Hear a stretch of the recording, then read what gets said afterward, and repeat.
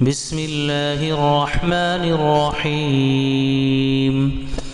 الحمد لله الذي أنزل على عبده الكتاب ولم يجعل له عوجا قيما لينذر بأسا شديدا من لدنه